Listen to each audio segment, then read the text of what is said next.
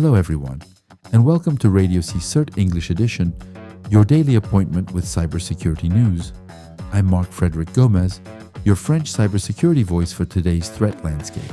It's Wednesday, December 3, 2025. You're listening to episode 503, live from Reims, France.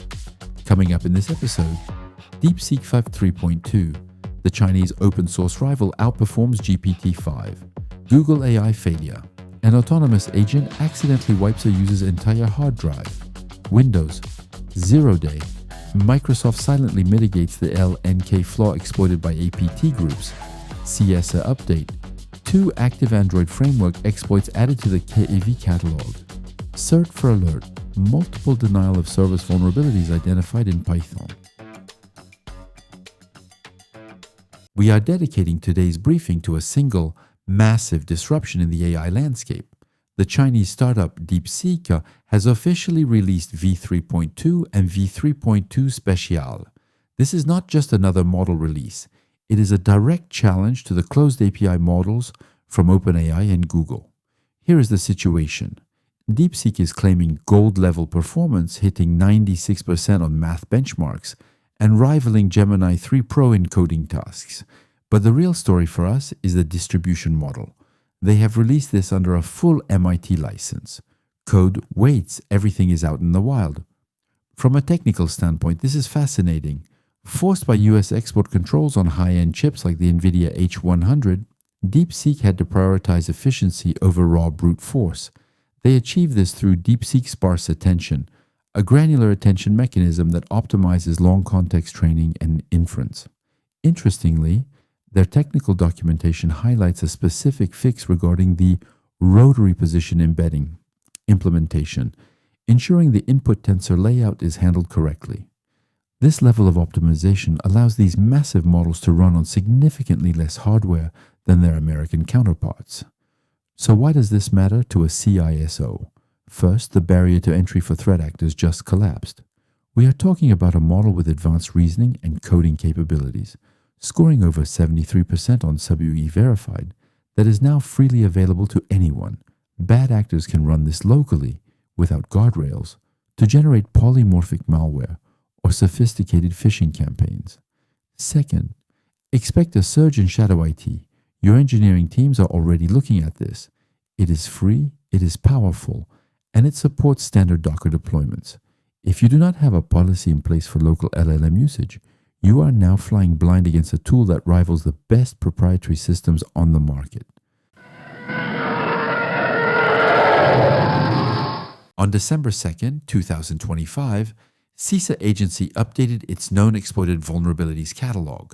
2 new vulnerabilities affecting the Android ecosystem were added following evidence of active exploitation in the wild. Technically, the first entry is CVE 2025-48572, a privilege escalation vulnerability within the Android framework. The second is CVE 2025-48633, an information disclosure vulnerability in the same component. These flaws compromise the core OS layer, potentially granting attackers elevated permissions or access to sensitive data on target devices. The operational impact is clear. Inclusion in the KEV catalog mandates remediation for U.S. federal agencies under Directive 22-01. For private sector organizations, this confirms active threats against mobile endpoints. Security teams must prioritize deploying the latest Android security patches across managed fleets immediately. The French National CERT-FR released Advisory AVI 1060 on December 3rd regarding the Python runtime environment.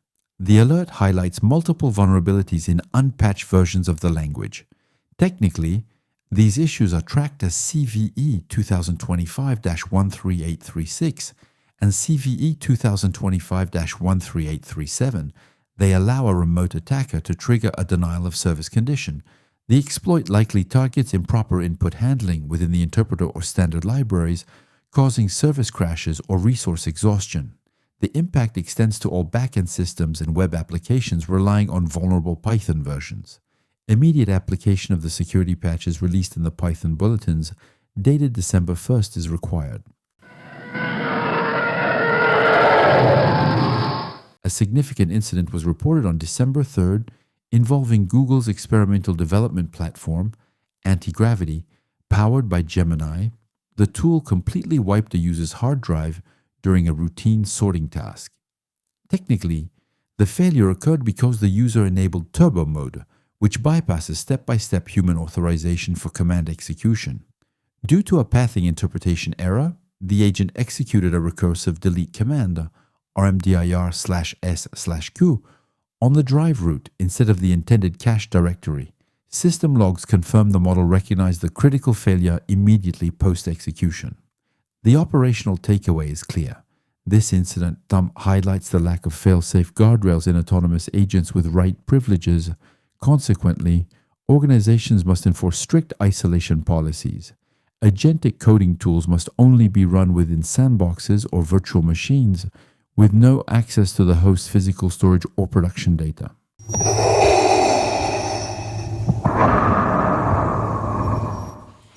Microsoft has silently deployed a mitigation for the high-severity LNK vulnerability, tracked as CVE 2025-9491, within its November updates.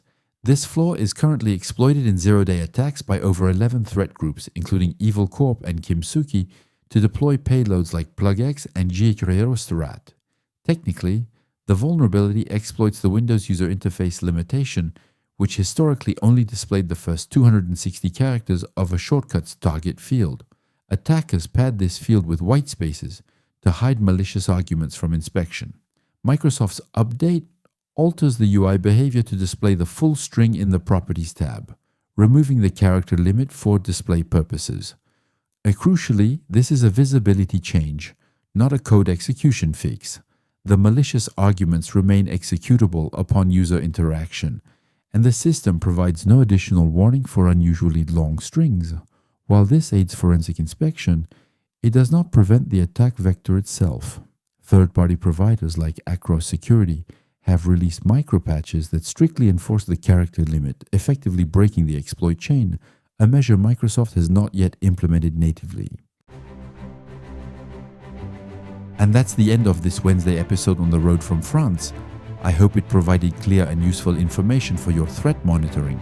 If you are a new listener, feel free to subscribe to the RadioCSIRT podcast.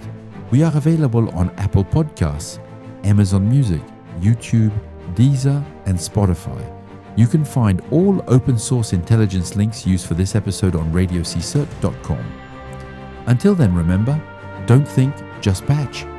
See you tomorrow for a new episode. Bye.